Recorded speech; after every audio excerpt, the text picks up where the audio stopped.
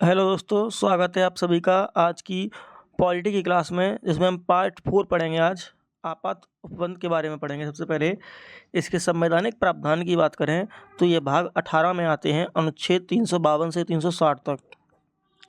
और इसका स्रोत भारत शासन अधिनियम 1935 है और ये जर्मनी के संविधान से लिए गए हैं और इनकी उद्घोषणा राष्ट्रपति द्वारा की जाती है और यह पूरे देश या किसी एक हिस्से पर लागू हो सकते हैं।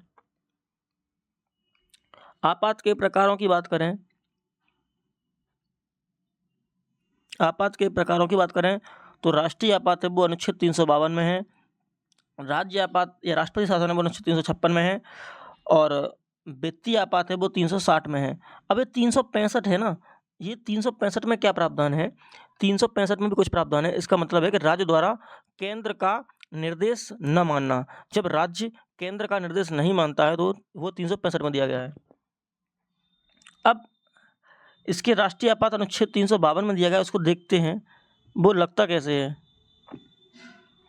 जैसे कि किस स्थिति में लगता है, जैसे कि युद्ध, सशस्त्र विद्रोह, बाह्य आक्रमण।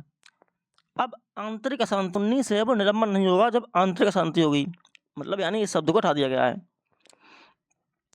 अब मंत्रिमंडल की लिखित सिफारिश पर और 1 महीने के अंदर विशेष बहुमत से दोनों सदनों द्वारा पारित होना चाहिए और यदि लोकसभा भंग हुई तो नई लोकसभा की प्रथम बैठक के 30 दिन के भीतर। यदि लोकसभा भंग हुई तो नई बैठक, लोकसभा की बैठक के प्रथम बैठक के 30 दिन के भीतर और प्रत्येक 6 महीने बाद संसद से अनुमोदन होना चाहिए 44वें संविधान संशोधन से। और हटाना लोकसभा के 60 बहुमत से, यानी इसको लोकसभा के 60 बहुमत से हटाते हैं। अब तक 3 बार राष्ट्रीय आपातकाल लगा है। एक तो 1962 में लगा था चीन आक्रमण के समय, और 1971 में भारत पाक युद्ध के समय, और 1975 में आंतरिक अशांति, और 1975 में राष्ट्रपति कौन थे? फखरुद्दीन अली अहमद। ध्यान रखना, पूछे जाते हैं कई बार। अब प्रमुख बात देखते हैं, जैसे मिनर्वा मिल्स बात, यह आपातकाल न्यायिक समीक्षा के अधीन था और इसमें अनुच्छेद 355 की बात करें तो राज्यों में शांति स्थापित करना और केंद्र सरकार का दायित्व है। यानी अनुच्छेद 355 कहता है कि राज्यों में शांति स्थापित करना ये केंद्र सरकार का दायित्व है। अब राज्य आपात, इसकी प्रक्रिया को देखें तो 60 बहुमत से होता है। 2 महीने के भीतर दोनों सदनों का अनुमोदन होना चाहिए।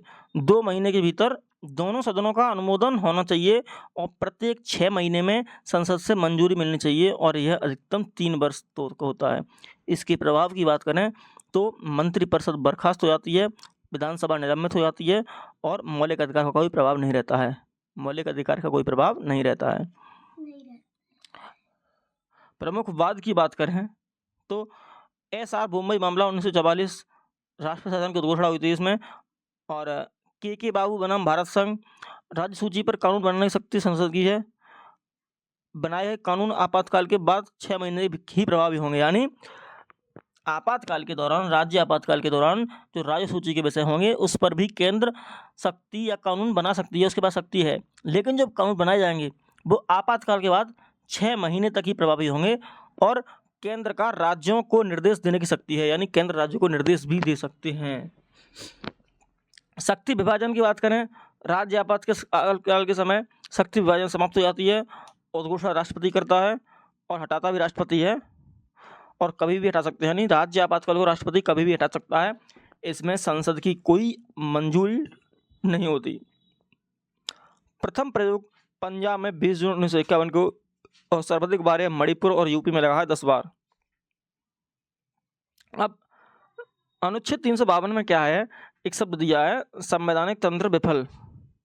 संवैधानिक तंत्र की विफलता अनुच्छेद 356 में दी गई है और राज्य द्वारा केंद्र का निर्देश न मानना अनुच्छेद 365 में कहा गया है। राज्य द्वारा केंद्र का निर्देश न मानना अनुच्छेद 365 में कहा गया है। अब वित्तीय आपात की बात करें, वित्तीय आपात है वो अनुच्छेद 360 में है। घोषणा व हटाना राष्ट्रपति करते हैं, राष्ट्रपति ही वित्तीय आपातकाल की घोषणा करते हैं और राष्ट्रपति ही हटाते हैं और 2 माह के भीतर दोनों सदनों का अनुमोदन होना चाहिए। 2 माह के भीतर दोनों सदनों का अनुमोदन होना चाहिए और एक भी बार प्रयोग नहीं हुआ है, यानी वित्तीय आपातकाल अभी एक भी बार नहीं लगा है। इसके प्रावधान की बात करें अगर इसके प्रावधान की बात करें तो संघ व राज्यों के मध्य कर विभाजन स्थगित हो जाता है और संघ या राज्य कर्मचारियों के वेतन व भत्ते में कटौती होती है। संघ और राज्य कर्मचारियों के वेतन व भत्तों में कटौती होती है।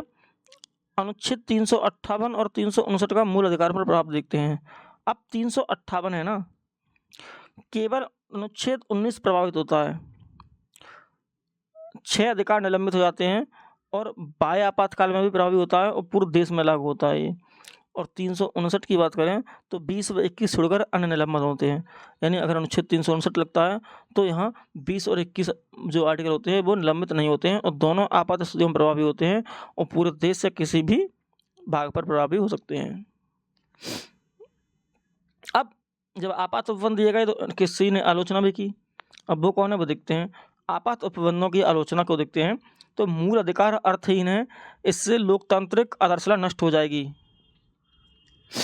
तो ये टी.टी. कृष्णामाचारी ने कहा था। टी.टी. कृष्णामाचारी ने कहा था कि मूल अधिकार अर्थहीन है, इससे लोकतांत्रिक आदर्शता नष्ट हो जाएगी। राजनीतिक उद्देश्य के लिए दुरुपयोग की संभावना, ये बी.आर. अम्बेडकर ने कहा था। बी.आर. अम्बेडकर ने कहा था कि राजनीतिक उद्देश्य के लिए दुरुपयोग की संभावना। राष्ट्रपति शासन मृत पत्र है, यह बी.आर. अम्बेडकर ने कहा था। और राष्ट्रपति का आपातकालीन अधिकार संविधान के साथ धोखा, ये के.एम. नम्बियार ने कहा था। अब स्थानीय स्वशासन के बारे में देखते हैं। अब देखते हैं स्थानीय स्वशासन के बारे में। स्थानीय स्वशासन की बात करें कि सामान्य परिचय देखते हैं तो यह राज्य सूची का विषय है। सबसे पहली बात तो यही है कि जो स्थानीय स्वशासन है, लोकल गवर्नेंस है, वो राज्य सूची का विषय है, यानी स्टेट गवर्नमेंट के अंतर्गत आता है। अब इसका मुख्य उद्देश्य क्या था?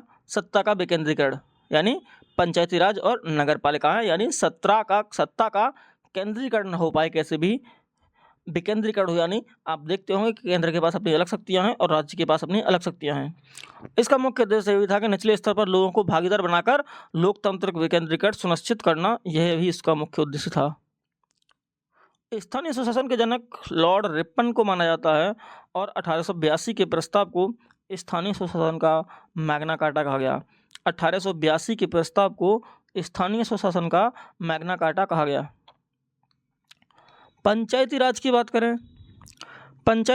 बात करें तो इसका प्रारंभ 2 अक्टूबर 1959 को नागौर राजस्थान से हुआ था।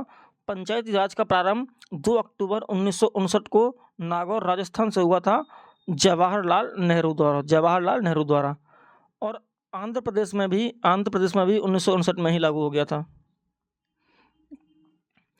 पंचायती राज से संबंधित समितियां देखते हैं तो सबसे पहले देखेंगे हम बलवंत राय मेहता समिति 1957। यह पंचायती राज व्यवस्था का वास्तुकार माना जाता है बलवंत राय मेहता को, और लोकतांत्रिक विकेंद्रीकरण की सिफारिश की थी। यानी बलवंत राय मेहता समिति ने लोकतांत्रिक विकेंद्रीकरण की सिफारिश की थी और यह त्रिस्तरीय पंचायती राज की स्थापना की इसने। ग्राम पंचायत जो ग्राम स्तर पर थी, क्षेत्र पंचायत या समिति खंड स्तर पर थी, और जिला परिषद जो जिला स्तर पर थी। अब बलवंत राय मेहता समिति ध्यान रखना 1957 में आई थी और इसने त्रिस्तरीय पंचायती राज दिया था, यानी इसने 3 स्तर बताए थे पंचायतों के, ध्यान रखना। अब आती है अशोक मेहता समिति। अशोक मेहता समिति 1977 से 78 के मध्य आई थी और इसने द्विस्तरीय पंचायती राज की सिफारिश की। यानी अशोक मेहता समिति ने कितने 2 स्तर बताए और बलवंत राय मेहता ने 3 स्तर बताए। इसने मंडल पंचायत 15,000 से 20,000 तक आबादी हेतु बताई और जिला स्तर पर जिला परिषद की स्थापना। जिला स्तर पर इसने जिला परिषद की सिफारिश की और मंडल पंचायत 15,000 से 20,000 तक आबादी हेतु इसने मंडल पंचायतों के बारे में बताया। अब एल.एम. सिंघवी समिति 1986, इसने कहा था कि पंचायती राज को संवैधानिक दर्जा देने की सिफारिश की थी। ध्यान रखना ये पूछा जाएगा। और न्याय पंचायतों के गठन की बात की, सबसे पूछा जाएगा आपके पंचायती राज को संवैधानिक दर्जा देने की सिफारिश किस समिति ने की, तो वो एल.एम. सिंघवी समिति। अब पी.के. थुंगन समिति 1988-89 में आई। इसने चुनाव निकाय जो चुनाव है वो नियत समय पर कराना और 5 वर्ष का कार्यकाल निश्चित, यानी पी.के. थुंगन समिति ने कहा था कि चुनाव अपने टाइम पर किए जाए और इसका कोई एक निश्चित टाइम हो, कोई कार्यकाल फिक्स हो, तो इसने 5 वर्ष कार्यकाल फिक्स किया था। और ये चीज़ें भी ध्यान रखना आप, जो सामुदायिक विकास योजना है ये 1952 में प्रारंभ हुई थी और राष्ट्रीय विस्तार सेवा योजना यह 1953 में। सामुदायिक विकास कार्यक्रम 1952 में और राष्ट्रीय विस्तार सेवा 1953 में। अब देखते हैं B.N. गौडगिल समिति। जो B.N. गौडगिल समिति थी 1988 में आई थी। इसने पंचायत के 3 स्तरों पर सदस्यों का सीधा निर्वाचन बताया। इसने पंचायत के 3 स्तरों पर सदस्यों का सीधा निर्वाचन बताया। B.N. गौडगिल समिति ने इसने 73वें संविधान संशोधन अधिनियम 1992। अब 300 जो 73वां संविधान संशोधन है, 73वां संविधान संशोधन अधिनियम 1992, इस समय PM PV नरसिम्हा राव थे और वित्त मंत्री मनमोहन सिंह। ध्यान रखना, जो 73वां संविधान संशोधन अधिनियम था वो 24 अप्रैल 1993 को प्राप्त हुआ था और इसने भाग 9 शीर्षक से इसका पंचायत था, अनुच्छेद 243 और 243 ओ और अनुसूची 11 को जोड़ा गया था और इसमें 29 विषय थे। ध्यान रखना, 73 कॉन्स्टिट्यूशन अमेंडमेंट 1992 था, उसमें अनुसूची 11 को जोड़ा गया था और जिसमें 29 विषय थे। पंचायती राज दिवस 24 अप्रैल को मनाते हैं और ध्यान रखना 2010 से स्टार्टिंग हुई थी। पंचायती राज दिवस मनाने की स्टार्टिंग 2010 से हुई थी। अब ग्राम सभा को देखते हैं। अब देखते हैं ग्राम सभा को। ग्राम सभा की बात करें तो अनुच्छेद 243 ए में इसका प्रावधान है। ग्राम सभा का प्रावधान अनुच्छेद 243 ए में इसका प्रावधान है और किसी ग्राम की मतदाता सूची में पंजीकृत सभी व्यक्तियों का समूह एक ग्राम सभा के अंतर्गत आता है और यह एक या एक से अधिक गांव शामिल हो सकते हैं। यानी आपने देखा होगा जो आपका प्रधान होता है वो हो सकता है 2 गांव का मिलाकर हो या 3 गांव मिलाकर हो। छोटे छोटे गांव होते हैं तो वो 2-3 गांवों को मिलाकर एक प्रधान दिया जाता है और राज्य विधानमंडल द्वारा प्रदत्त शक्तियों या कर्तव्यों का पालन, यानी जो ग्राम सभा का प्रधान होगा उसे जो राज्य विधानमंडल जो कर्तव्य देगा, शक्तियाँ देगा, उसका पालन करेगा वो। पंचायतों के गठन की बात करें तो इसका प्रावधान 243 बी में दिया गया है। अब प्रत्येक राज्य में ग्राम पंचायत होगी ग्राम स्तर पर, क्षेत्र पंचायत होगी मध्यवर्ती स्तर पर और जिला पंचायत होगी जिला स्तर पर। ध्यान रखना, 4 सदस्यीय पंचायती राज व्यवस्था पश्चिम बंगाल में है। और एक बात और कही गई थी कि 20 लाख से कम आबादी वाले राज्य में क्षेत्र पंचायत का गठन आवश्यक नहीं है। और पंचायतों की संरचना की बात करें तो यह अनुच्छेद 243 में है। ये क्या है कि विधि बनाने की शक्ति राज्य विधानमंडल को है। और इसका निर्वाचन की बात करें, ग्राम पंचायत की बात करें तो प्रत्यक्ष रूप से मुखिया होता है उसका, यानी जो आप अपने प्रधान को प्रत्यक्ष रूप से वोट करते हैं। क्षेत्र पंचायत की बात करें तो आपको ब्लॉक प्रमुख देखने को मिलेंगे। आप डायरेक्ट ब्लॉक प्रमुख को वोट तो नहीं करते ना, इसलिए अप्रत्यक्ष होता है। यानी इसको कौन वोट करता है, जो आप BDC चुनते हो तो BDC ब्लॉक प्रमुख को वोट करते हैं और जिला पंचायत होता है उसका अध्यक्ष होता है, उसको जो ब्लॉक प्रमुख होते हैं वो वोट करते हैं। तो ये भी अप्रत्यक्ष होता है, आप नहीं चुनते उसको। अब पंचायतों में आरक्षण की बात करें, रिजर्वेशन एंड पंचायत, अनुच्छेद 243 में पंचायतों में आरक्षण की बात कही है। SC ST वर्ग के लिए आबादी के अनुपात में होना चाहिए 1/3 महिलाओं के लिए है। ध्यान रखना, कुल स्थानों का 1/3 सभी वर्गों की महिला होती हो, जिसमें SC ST भी शामिल हैं। आरक्षित स्थानों का रोटेशन द्वारा आवंटन होता है और पंचायत अध्यक्ष पदों को समान रूप से लागू होता है। यानी जो पंचायत अध्यक्ष होते हैं उन पर भी ये आरक्षण समान रूप से लागू होता है और कार्यकाल 5 वर्ष का होता है। अनुच्छेद 243 ई में बताया गया है। समय से पहले वेतन हो सकता है इनका और समय 6 माह से अधिक शेष नहीं होना चाहिए और 6 माह की अवधि में चुनाव भी होना चाहिए और पंचायत सदस्य निर्वाचित होने की आयु 21 वर्ष होती है। यानी आप पंचायत सदस्यों का निर्वाचित होने के लिए आयु 21 वर्ष होती है। केंद्र सरकार द्वारा 2009 में पंचायतों में महिलाओं के 50% आरक्षण की अनुमति दी थी, सबसे पहले बिहार में, और वर्तमान में 21 राज्यों में ऐसा है कि पंचायतों में 50% आरक्षण सीटें महिलाओं की होंगी। अब पंचायतों की शक्तियों का उत्तरदायित्व देखते हैं, जो अनुच्छेद 243 जी में है। शक्तियाँ जो उन्हें सुशासन के रूप में कार्य करने के लिए सक्षम बना सकें तो राज्य विधानमंडल द्वारा प्रकृत होती हैं। यानी पंचायतों को राज्य विधानमंडल शक्तियाँ देता है जो सुशासन के रूप में कार्य करने के लिए उन्हें सक्षम बना सकें। वित्त संबंधी उपबंध देखें तो ये अनुच्छेद 243 H में है।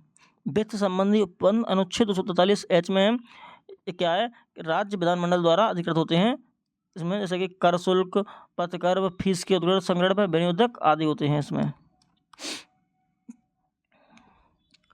राज्य वित्त आयोग जो अनुच्छेद 243 I में है, राज्य वित्त आयोग जो अनुच्छेद 243 I में है, इसका गठन राज्यपाल द्वारा प्रत्येक 5 वर्ष पर किया जाता है। यानी राज्य वित्त आयोग का गठन राज्यपाल द्वारा प्रत्येक 5 वर्ष पर किया जाता है। पंचायतों के वित्त व्यवस्था का पुनर्विलोकन हेतु इसका गठन होता है।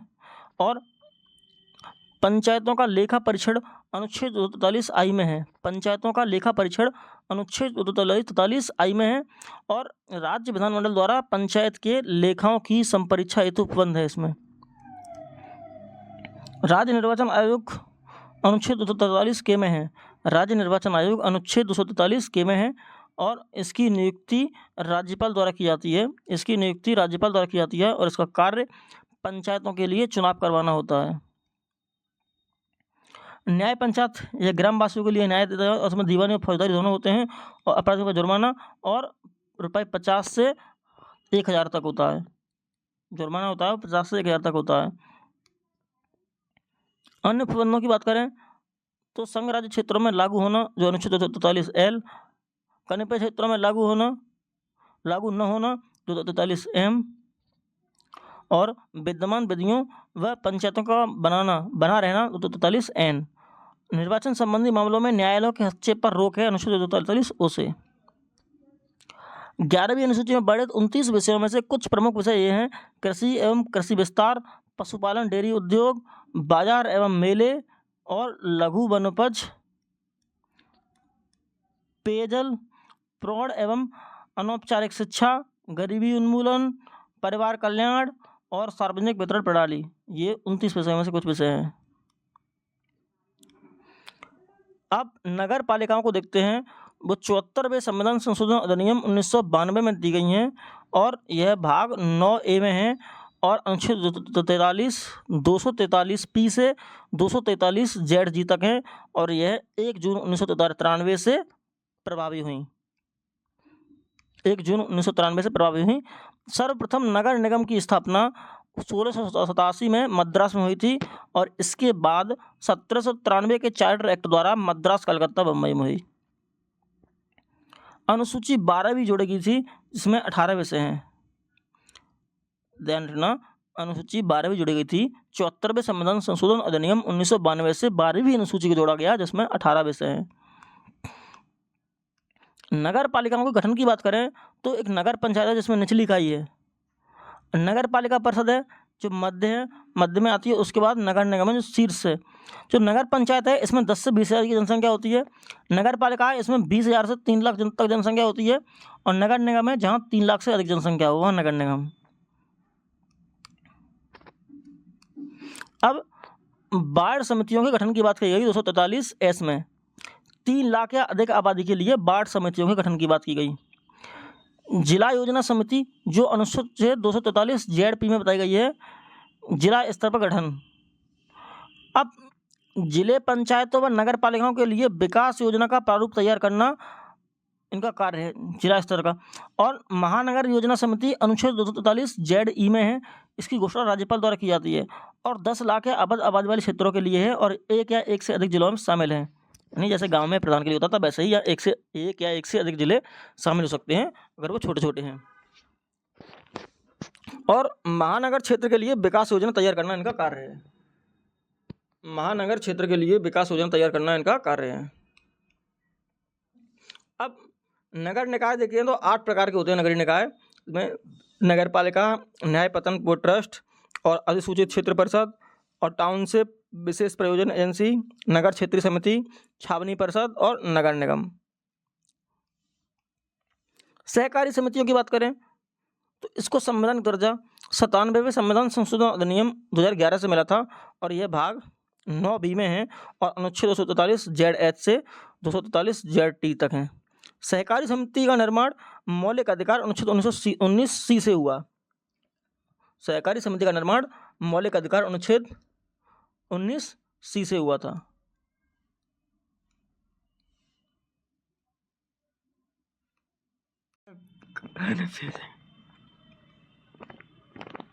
हेलो दोस्तों, और अब राजभाषा के बारे में पढ़ेंगे जो 8वीं अनुसूची में बताया गया है। इसमें 22 भाषाएं हैं और यह भाग 17 में है और अनुच्छेद 343 से 351 तक राजभाषा के बारे में बताया गया है। अब सबसे पहले इसके प्रमुख अनुच्छेदों को देख लेते हैं हम लोग। 343 अनुच्छेद में संघ की राजभाषा के बारे में बताया गया है और 344 में संसदीय आयोग समिति के बारे में बताया गया है। 345 में राज्य की राजभाषा के बारे में बताया गया है। ध्यान रखना, 343 में जो संघ की राजभाषा है उसको बताया गया है, और 345 में जो राज्य की राजभाषा है उसके बारे में बताया गया है।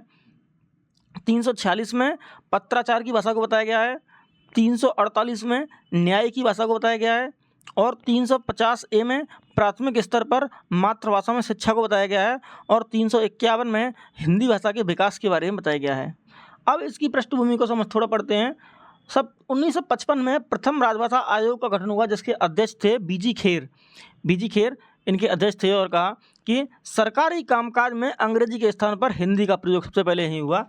और 1967 में, ध्यान रखना, 1967 में राजभाषा विधेयक में संशोधन हुआ, और गैर हिंदी भाषी राज्यों के लिए हिंदी अपनाने तक राज्य की कार्य अंग्रेजी में होंगे, ऐसा कहा गया।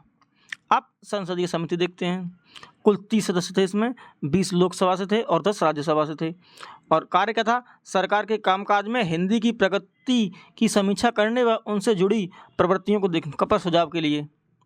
प्रथम संयुक्त संसदीय समिति नवंबर 1957 में बनी, और इसके अध्यक्ष थे गोविंद वल्लभ पंत। गोविंद वल्लभ पंत इसके अध्यक्ष थे। अब हमें क्या देखना है? अब हम भाषाएं देखेंगे। भाषाओं के बारे में बात करें तो मूल संविधान में 14 भाषाएं थीं। कौन सी थीं? असमिया, बांग्ला, गुजराती, हिंदी, कन्नड़, कश्मीरी, कोंकणी, मलयालम, मणिपुरी, मराठी, नेपाली, ओडिया, पंजाबी, संस्कृत। ये 14 भाषाएं हमारे मूल संविधान में थीं। अब तक जोड़ी गई कुल 8 भाषाएं हैं। जोड़ी गई हैं। अब जो सिंधी है वो 21वें संशोधन 1967 से जोड़ी गई है।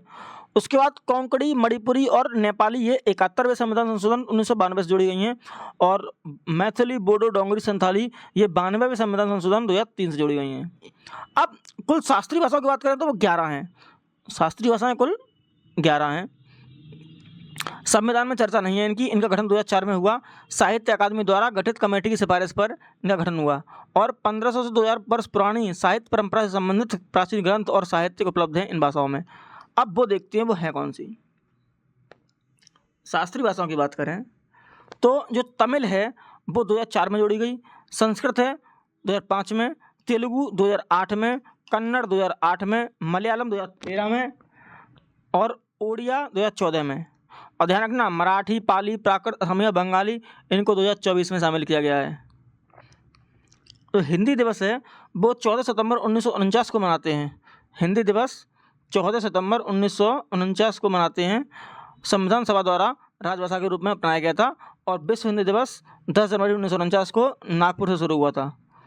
विश्व हिंदी दिवस 10 जनवरी 1949 को नागपुर से शुरू हुआ था। अब संविधान संशोधन देखते हैं। संविधान भाग 20 में अनुच्छेद 368 और यह स्रोत दक्षिण अफ्रीका से लिए गए हैं, और मूल ढांचे के अलावा संविधान के किसी भी भाग में संशोधन हो केशवानंद भारती 1973 बाद बताया गया था। अब संशोधन की प्रक्रिया प्रोसेस ऑफ अमेंडमेंट किसी भी सदन में प्रस्तुत कर सकते हैं, लेकिन ध्यान रखना सीधे राज्य विधानमंडल में नहीं, और किसी भी मंत्री या किसी निजी सदस्य द्वारा, यानी कोई निजी सदस्य या कोई मंत्री किसी भी सदन में पेश कर सकता है, और राष्ट्रपति की अनुमति आवश्यक नहीं है, और सहमति बाध्यकारी है, और वीटो का प्रयोग नहीं 24वें संविधान संशोधन 1971 द्वारा। और इसमें संयुक्त बैठक का प्रावधान नहीं है, यानी संयुक्त बैठक का प्रावधान नहीं है। बिल विशेष बहुमत से पास होगा, 50% प्लस उपस्थित या मतदान करने वाले सदस्यों का 2/3। अब संशोधन के बारे में देखें तो साधारण बहुमत की बात करें तो 368 के अंतर्गत संशोधन नहीं माना जाएगा। विशेष बहुमत की बात करें तो इसे 103वां संविधान संशोधन जो ईडब्ल्यूएस के लिए आरक्षण था वो विशेष बहुमत से पारित हुआ था। विशेष बहुमत होता है उपस्थित सदस्यों का 2/3।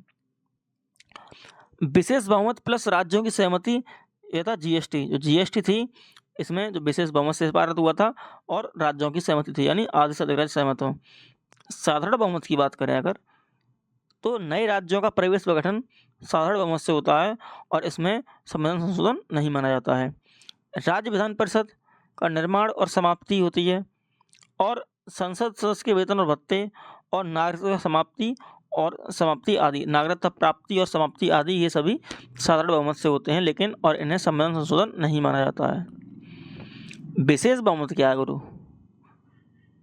विशेष बहुमत की बात करें तो मूल अधिकार, राज्य के नीति निषेधक तत्व, वे सभी उपबंध जो प्रथम व तृतीय श्रेणी में नहीं आते हैं वो सभी विशेष बहुमत से पारित होते हैं। विशेष बहुमत प्लस राज्यों की स्वीकृति की बात करें तो राष्ट्रपति निर्वाचन की प्रक्रिया और केंद्र राज्य कार्यकारी शक्ति विस्तार और उच्चतम व उच्च न्यायालय और वस्तु एवं सेवा कर। 7वीं अनुसूची के विषय और संसद में राज्यों का प्रतिनिधित्व आदि ये सभी विशेष बहुमत प्लस राज्यों की स्वीकृति से पारित होती हैं। अब प्रमुख विद्वानों के कथन की बात करें तो भारतीय संविधान लचीलेपन व जटिलता के बीच बेहतर संतुलन है, यह केसी वीर ने कहा था। और संशोधन प्रक्रिया सर्वाधिक स्वीकार्य भाग तथा विविध गुणों वाला है, यह ग्रैनविले ऑस्टिन ने कहा था। प्रमुख संविधान संशोधन देखते हैं तो अब तक 6 संविधान संशोधन हुए हैं। अब जो प्रमुख संविधान संशोधन है वो देखते हैं। फर्स्ट कॉन्स्टिट्यूशन अमेंडमेंट जो 1951 में हुआ था, इसमें मौलिक अधिकारों को समानता, स्वतंत्रता व संपत्ति का अधिकार और 9वीं अनुसूची जोड़ी गई थी जो भूमि सुधार कानून से संबंधित थी।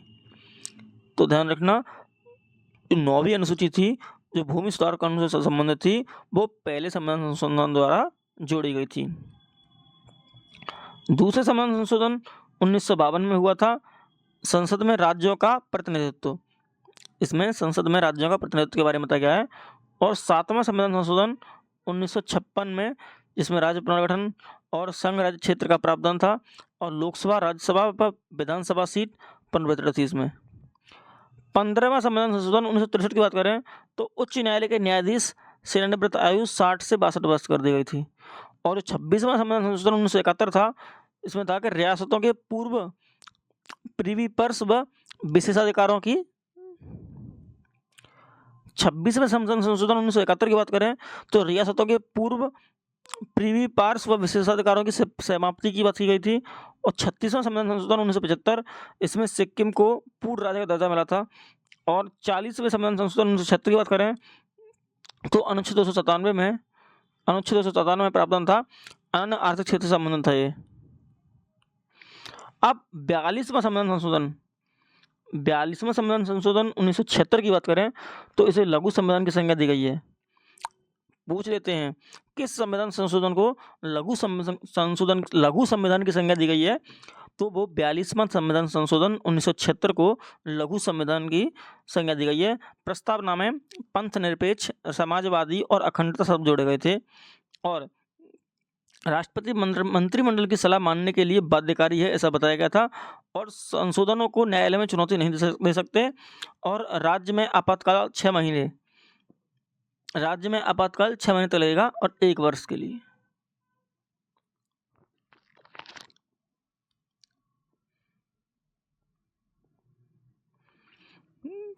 चवालीसवें संविधान संशोधन 1978 की बात करें तो जीवन या व्यक्तिगत स्वतंत्रता व प्रेस स्वतंत्रता सुनिश्चित करना और संपत्ति का अधिकार मौलिक अधिकार से हटा दिया गया, यानी संपत्ति के अधिकार को मौलिक अधिकार के अंतर्गत से हटा दिया गया। और आंतरिक शांति के स्थान पर सशस्त्र विद्रोह शब्द को जोड़ा गया।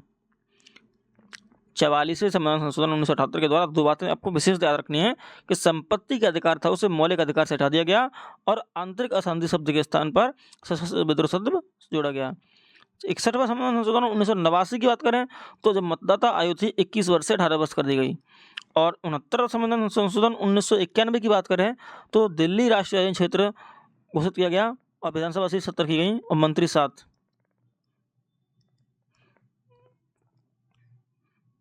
73वां संविधान संशोधन 1992 की बात करें तो 11वीं अनुसूची जो जोड़ी गई और पंचायती राज को संवैधानिक दर्जा दिया गया, यानी इसमें 11वीं अनुसूची जोड़ी गई और पंचायती राज को संवैधानिक दर्जा दिया गया। अब 74वां संविधान संशोधन 1992 की बात करते हैं। 74वें संविधान संशोधन 1992 की बात करें तो 12वीं अनुसूची जोड़ी गई और नगर पालिका को संवैधानिक दर्जा दिया गया। 88वां संविधान संशोधन 2003 में हुआ, वो सेवाओं पर कर से रिलेटेड था।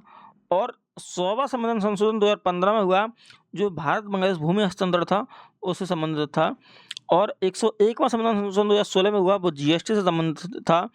और 102वां 2018 में हुआ, वो पिछड़ा वर्ग आयोग को संवैधानिक दर्जा देने से संबंधित था।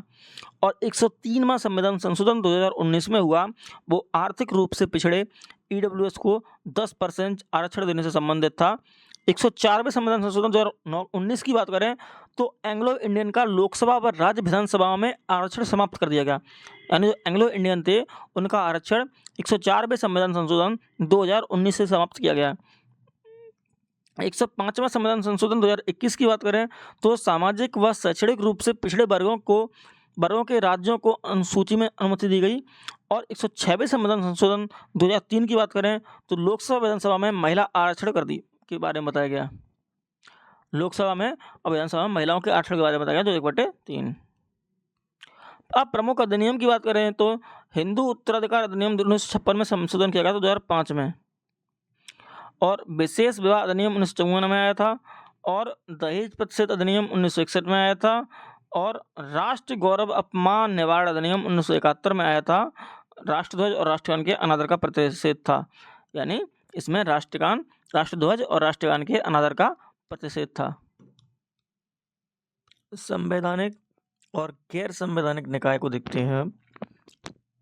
संवैधानिक निकाय जिसकी स्थापना का उल्लेख संविधान के विभिन्न अनुच्छेदों में प्रत्यक्ष रूप से संविधान से शक्ति प्राप्त होती है, यानी बात यह है कि अगर किसी का उल्लेख संविधान में उल्लेख है और उसे प्रत्यक्ष रूप से संविधान से शक्ति प्राप्त हो तो वह संवैधानिक निकाय कहलाता है। और भारत के प्रथम चुनाव आयुक्त सुकुमार सेन थे, क्योंकि हम पहले निर्वाचन आयोग को देखेंगे। सबसे पहले हम निर्वाचन आयोग को देखेंगे।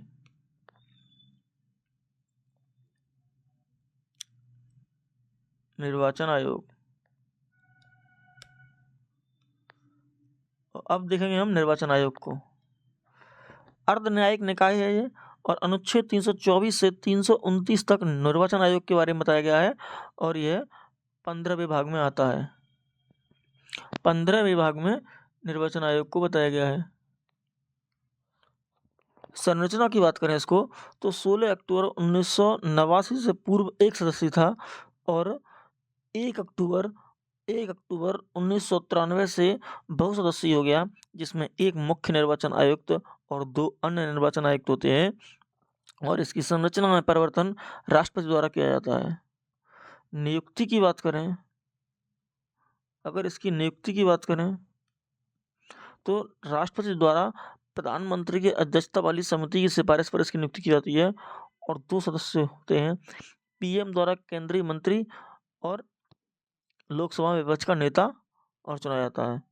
अब कार्यकाल की बात करें तो कार्यकाल मुख्य का 6 वर्ष का या 65 वर्ष की आयु तक, और जो अन्य होते हैं वो 6 वर्ष और 62 वर्ष की आयु तक अपने पद पर बने रह सकते हैं। और ये त्याग पत्र की बात करें तो अपने राष्ट्रपति को ही अपना त्याग पत्र सौंपते हैं। अपदस्थता की बात करें कदाचार या अक्षमता के आधार पर, जैसे कि मुख्य चुनाव आयुक्त है वह सुप्रीम कोर्ट के न्यायाधीश की तरह इसका वो अपदस्थ होते हैं पद से। और जो अन्य निर्वाचन आयुक्त हैं वो मुख्य निर्वाचन आयुक्त की सिफारिश पर अपने पद से अपदस्थ कर दिए जाते हैं। अब इनके कार्य को देखते हैं तो संसद, राज्य विधानमंडल, राष्ट्रपति, उपराष्ट्रपति के चुनावों का संचालन व नियंत्रण करते हैं, मतदाता सूची तैयार करते हैं और राजनीतिक दलों को चुनाव चिन्ह प्रदान करते हैं, चुनाव क्षेत्रों का परिसीमन और राष्ट्रीय व राज्य स्तरीय दल को मान्यता देते हैं। स्थापना की बात करें तो 25 जनवरी 1950 को हुई थी। और राष्ट्रीय मतदाता दिवस प्रत्येक 25 जनवरी को मनाते हैं। प्रत्येक 25 जनवरी को राष्ट्रीय मतदाता दिवस मनाते हैं। निर्वाचन सुधार संबंधी समिति की बात करें तो के संथानम समिति है, इसकी स्थापना 1962 में हुई थी। तारकुंडे समिति है, इसकी स्थापना 1974 में हुई थी। दिनेश गोस्वामी समिति है, इसकी स्थापना 1990 में हुई थी। और इंद्रजीत गुप्ता समिति है, इसकी स्थापना 1998 में हुई थी। इंद्रजीत गुप्ता समिति, इसकी स्थापना 1998 में हुई थी। भारत के राष्ट्रीय दल को देखते हैं। भारत के राष्ट्रीय दल, सबसे पहले कांग्रेस की बात करें तो इसकी स्थापना 1885 में हुई थी। जवाहरलाल नेहरू के नेतृत्व में इस दल का भारतीय राजनीति पर प्रभाव पड़ा। और 1989 के बाद क्षेत्रीय दलों के प्रसार से कांग्रेस जन समर्थन कमजोर हो गया। भारतीय कम्युनिस्ट पार्टी जो मार्क्सवादी है, यह 1964 में भारतीय कम्युनिस्ट पार्टी से पृथक इस दल की स्थापना हुई। और पूंजीवादी साम्यवाद का विरोध करती है, बात का विरोध है ये। और केरल व बंगाल में उपस्थित अधिक प्रभावी है, केरल और बंगाल में अधिक प्रभावी है। अब भारतीय जनता पार्टी की बात करें, बीजेपी जो भी सत्तारूढ़ है। अब भारतीय जनसंघ को पुनर्जीवित कर 1980 में इसकी स्थापना होती है और सांस्कृतिक राष्ट्रवाद की विचारधारा होती है इसकी, और 2014 से केंद्र में सत्तारूढ़ है। बहुजन समाज पार्टी की बात करें तो 1984 में गठित दलितों व पिछड़ों के लिए बनी थी और विस्तार उत्तर भारत में अधिक है इसका।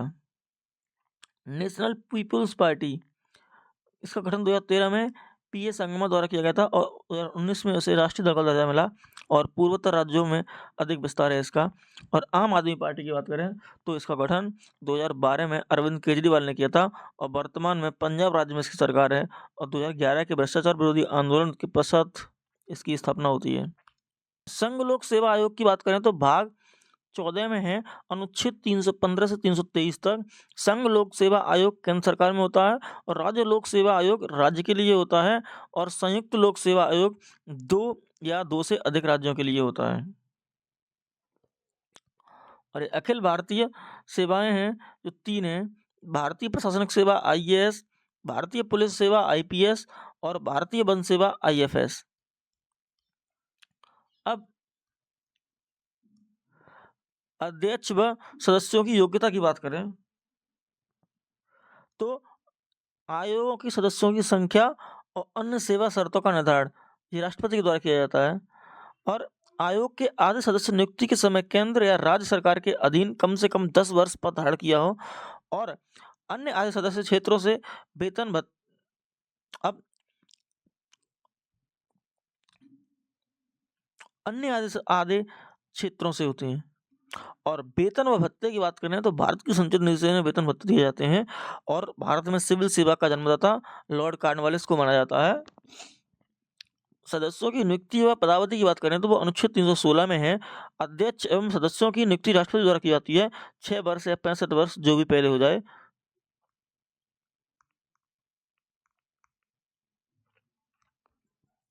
पद से निलंबन राष्ट्रपति द्वारा किया जाता है। अध्यक्ष व सदस्य को पदच्युत राष्ट्रपति के आदेश द्वारा उच्चतम न्यायालय के जांच के पश्चात होता है। भाई पहले उच्चतम न्यायालय सुप्रीम कोर्ट होगा, वो जांच करेगा, उसके बाद ही इनका निलंबन हो पाएगा। आयोग के सदस्यों की सेवा की शर्तें राष्ट्रपति द्वारा निर्धारित की जाती हैं। सर्वप्रथम लंदन और इलाहाबाद में सिविल सेवा परीक्षा 1992 में हुई थी। सर्वप्रथम लंदन और इलाहाबाद में सिविल सेवा परीक्षा 1922 में हुई थी। और अब आयोग के कार्य देखते हैं तो आयोग के कार्य अनुच्छेद 320 में बताए गए हैं।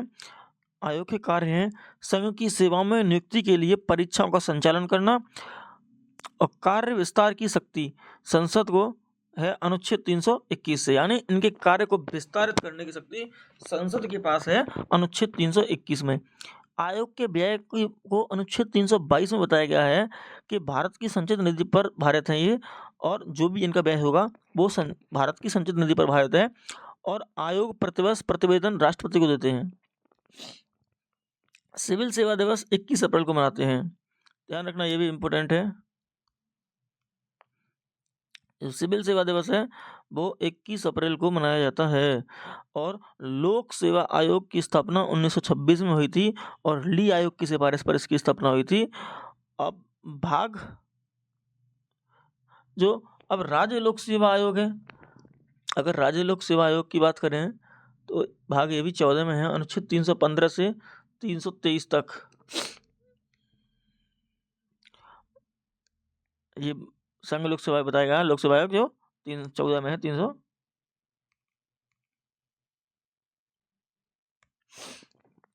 अब राज्य लोक सेवा आयोग देखते हैं तो इसकी नियुक्ति पदावधि अनुच्छेद 316 में है।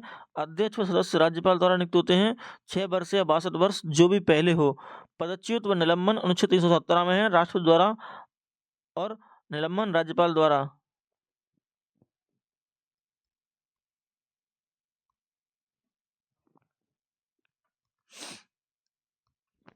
संघ लोक सेवा आयोग के अध्यक्ष सेवानिवृत्त संघ या राज्य सेवा में नियुक्त नहीं, और राज्य लोक सेवा आयोग के अध्यक्ष जो सेवानिवृत्त होते हैं संघ या राज्य सेवा में नियुक्त के पात्र हैं।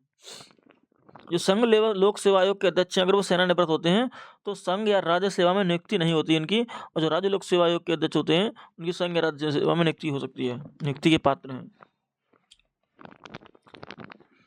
कार्यों की बात करें तो राज्य की सेवाओं में नियुक्ति के लिए परीक्षाओं का संचालक होता है।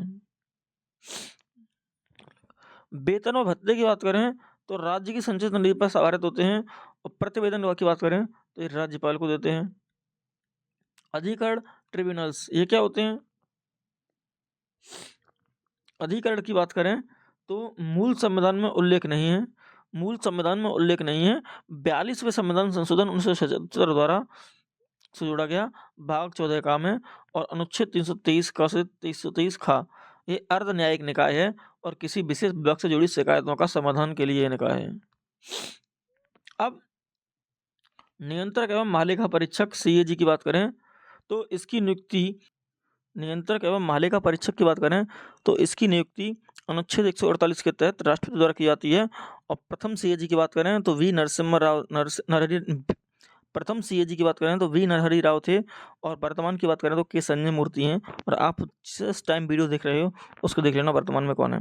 प्रमुख कार्य की बात करें तो सार्वजनिक धन का संरक्षक होता है और संचित निधि के खर्च की लेखा परीक्षा करता है ये, और केंद्र और राज्य सरकार की आय व्यय की देखरेख नियंत्रक एवं मालिका परीक्षक ही करता है। इसका कार्यकाल 6 वर्ष या 65 वर्ष जो भी पूरा हो जाए, और दोबारा नियुक्ति इनकी नहीं होती है।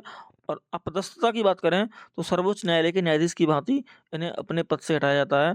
और वेतन और सेवा शर्तों की बात करें तो इनका वेतन और सेवा शर्तें राष्ट्रपति के द्वारा निर्धारित होती हैं। अब महान्यायवादी की देखते हैं। महान्यायवादी की बात करें तो इनकी नियुक्ति अनुच्छेद 76(1) द्वारा राष्ट्रपति द्वारा होती है। और प्रथम महान्यायवादी MC शीतलवाड़ थे, और वर्तमान में R वेंकटरमणी हैं। और वेतन व सेवा शर्तों की बात करें तो राष्ट्रपति द्वारा निर्धारित होती है। इनकी योग्यता की बात करें तो सर्वोच्च न्यायालय का न्यायाधीश चुने जाने की योग्यता रखते हैं ये लोग न्यायवादी। और ये भाग 5 में अनुच्छेद 76 में है, प्रथम विधि अधिकारी होता है ये, और मुख्य कानून सलाहकार भी होता है भारत सरकार का। सदन की कार्यवाही में भाग ले सकता है लेकिन मतदान का अधिकार नहीं है। ध्यान रखना, भारत का जो महान्यायवादी है वो सदन की कार्यवाही में भाग ले सकता है, मतदान का अधिकार नहीं है, और निजी कानूनी अभ्यास से वंचित नहीं होना चाहिए। वस्तु एवं सेवा कर परिषद को देखते हैं, जीएसटी परिषद को देखते हैं। इसका गठन अनुच्छेद 279A में है, और 101वां संविधान संशोधन 2016 से इसको ऐड किया गया, राष्ट्रपति द्वारा इसका गठन किया गया था। इसकी संरचना की बात करें तो इसका अध्यक्ष केंद्रीय वित्त मंत्री होता है, वित्त प्रभारी केंद्रीय राज्य मंत्री, और राज्यों के वित्त या राज्य सरकार द्वारा नामित मंत्री कोई एक, और उपाध्यक्ष होता है इसमें। अब राष्ट्रीय अनुसूचित जाति आयोग की बात करें। राष्ट्रीय अनुसूचित जाति आयोग की बात करते हैं। राष्ट्रीय अनुसूचित जाति आयोग, इसका गठन अनुच्छेद 338 में हुआ है। गठन की बात अनुच्छेद 338 में कही गई है, और इसकी संरचना देखें तो इसमें एक अध्यक्ष, उपाध्यक्ष और 3 अन्य सदस्य होते हैं। राष्ट्रीय अनुसूचित जाति आयोग में एक अध्यक्ष, एक उपाध्यक्ष और 3 अन्य सदस्य होते हैं। इसकी नियुक्ति राष्ट्रपति द्वारा की जाती है, और कार्यकाल 3 वर्ष होता है। और इसका कार्य अनुसूचित जाति के संरक्षण व अन्याय के विरुद्ध जांच करना है। और राष्ट्रीय अनुसूचित जाति एवं जनजाति आयोग 65वें संविधान संशोधन अधिनियम 1990 से किया गया।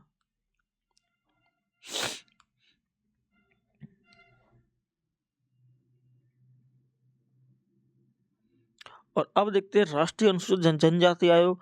इसका गठन अनुच्छेद 338A में 89वें संविधान संशोधन अधिनियम 2003 द्वारा 2004 में अस्तित्व में आया था ये। और इसका कार्य राष्ट्रीय अनुसूचित जाति एवं अनुसूचित जनजाति आयोग से विभाजित कर।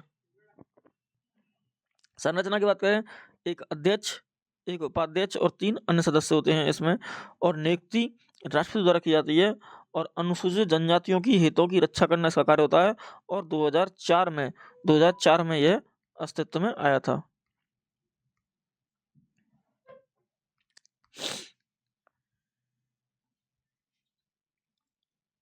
राष्ट्रीय पिछड़ा वर्ग आयोग की बात करें, ओबीसी, वर्ष 1993 में एक वैधानिक आयोग के रूप में इसका गठन हुआ था और 102वें संविधान संशोधन अधिनियम 2018 द्वारा इसे संवैधानिक दर्जा दिया गया और अनुच्छेद 338 बी में इसका जिक्र है। इसकी संरचना की बात करें तो एक अध्यक्ष, उपाध्यक्ष और 3 अन्य सदस्य होते हैं। इसकी नियुक्ति राष्ट्रपति द्वारा की जाती है और कार्यकाल अध्यक्ष का 3 वर्ष का होता है।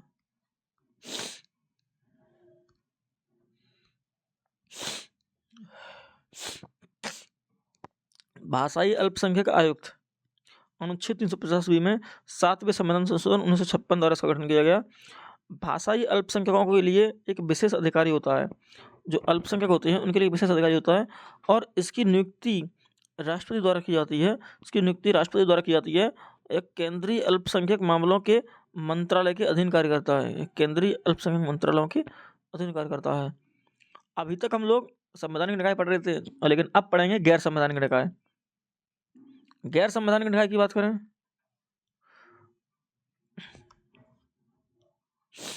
अब गैर संवैधानिक निकाय पढ़ेंगे। इसमें देखना कहीं पे अनुच्छेद का जिक्र नहीं आएगा, क्योंकि संविधान में है ही नहीं है। संविधान में इनका उल्लेख नहीं है। मंत्रिमंडल के प्रस्ताव द्वारा ये बने हुए हैं और संसद के अधिनियम राज्य विधानमंडल द्वारा गठित हैं। इसमें सबसे पहले हम देखते हैं राष्ट्रीय मानवाधिकार आयोग, NHRC। इसमें सबसे पहले हम लोग राष्ट्रीय मानवाधिकार आयोग NHRC को पढ़ेंगे। संवैधानिक निकाय है।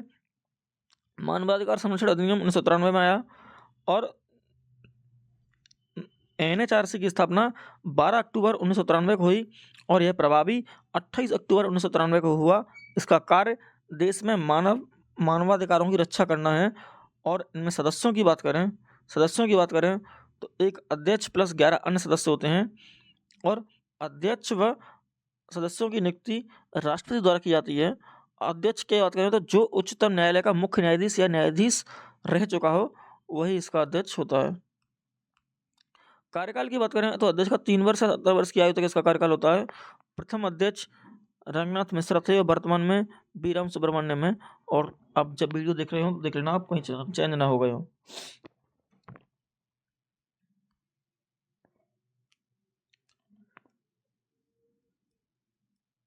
अब देखते हैं केंद्रीय सूचना आयोग।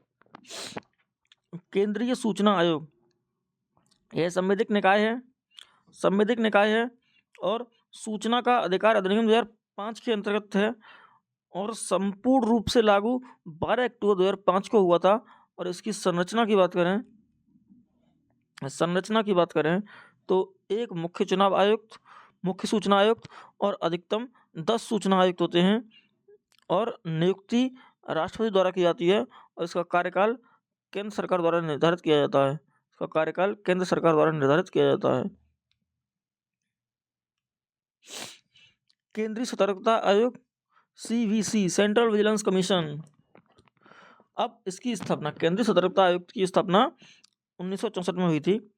के संथानम समिति की सिफारिश पर केंद्रीय सतर्कता आयोग की स्थापना 1964 में के संथानम समिति की सिफारिश पर हुई थी और 2003 में संसद द्वारा पारित कानून से संवैधानिक दर्जा है। और वर्ष 2004 में केंद्र द्वारा नामित एजेंसी के रूप में अधिकृत है और इसकी संरचना बहुसदस्यीय है, यानी एक अध्यक्ष होता है और 2 या 2 से कम आयुक्त होते हैं। नियुक्ति राष्ट्रपति द्वारा की जाती है और इसका कार्यकाल 4 वर्ष या 65 वर्ष है और इसका कार्य भ्रष्टाचार से संबंधित अपराधों की जांच करना इसका कार्य होता है। केंद्रीय अन्वेषण ब्यूरो, सेंट्रल ब्यूरो इन्वेस्टिगेशन। अब देखते हैं केंद्रीय अन्वेषण ब्यूरो, CBI। तो इसका गठन की बात करें तो 1963 गृह मंत्रालय के संकल्प द्वारा के संथानम समिति की सिफारिश पर हुआ था। शक्ति की बात करें तो दिल्ली विशेष पुलिस अधिष्ठान अधिनियम 1946 द्वारा से शक्तियां प्राप्त हैं।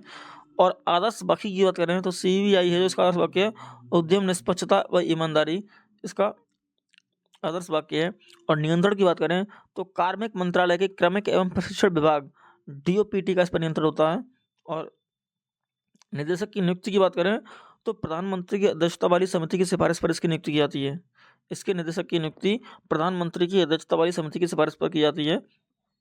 और कार्य की बात करें तो भ्रष्टाचार व घूसखोरी आदि मामलों का संज्ञान रखता है ये।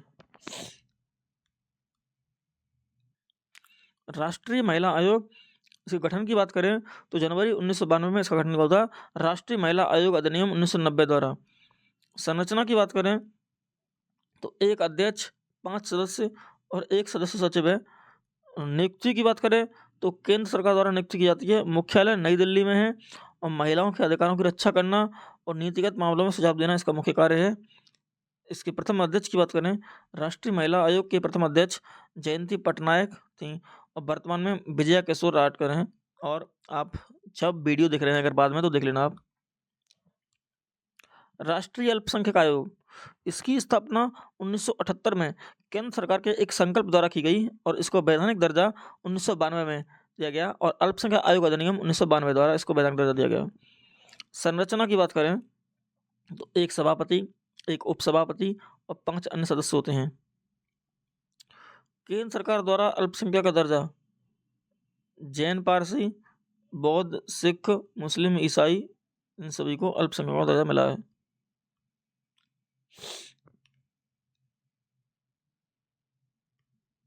लोकपाल एवं लोकायुक्त, लोकपाल की बात करें तो एक केंद्र स्तर पर होते हैं। इनका गठन 2019 में हो गया था और विश्व में प्रथम लोकपाल की बात करें तो 1809 में स्वीडन में ओम्बुड्समैन नाम से प्रथम लोकपाल थे। संरचना की बात करें, एक अध्यक्ष, अधिकतम 8 अन्य सदस्य, 50% SC, ST, OBC अल्पसंख्यक महिलाएं और 50% न्यायिक पृष्ठभूमि से होते हैं। लोकपाल के जांच के दायरे में जो लोकपाल होता है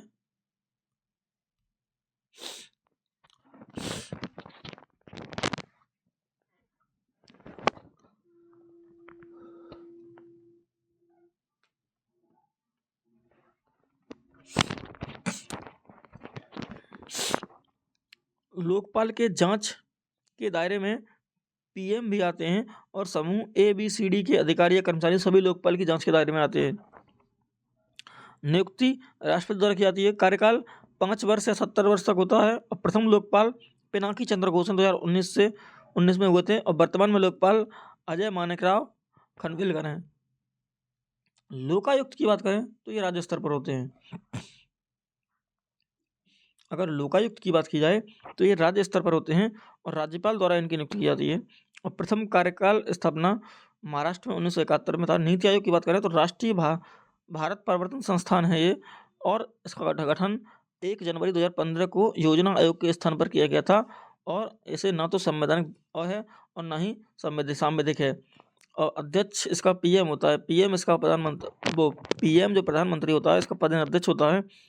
और उपाध्यक्षों की बात करें तो PM द्वारा इसके उपाध्यक्ष नियुक्त किए जाते हैं। प्रथम उपाध्यक्ष थे अरविंद पनगड़िया और वर्तमान थे सुमन बेरी और इसके कार्यकारी अधिकारी थे BBR सुब्रमण्यम।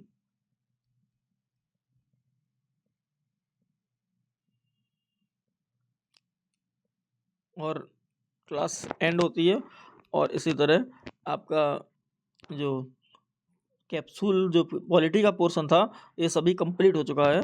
4 पार्ट्स में मैंने पॉलिटी देखी है, बनाई है। चारों पार्ट्स कंप्लीट हो चुके हैं, पूरी बुक कंप्लीट हो चुकी है और आप देखना चाहो तो अन्य पार्ट्स देख लेना। प्लेलिस्ट बना दी गई है, सभी पार्ट्स वहीं मिल जाएंगे।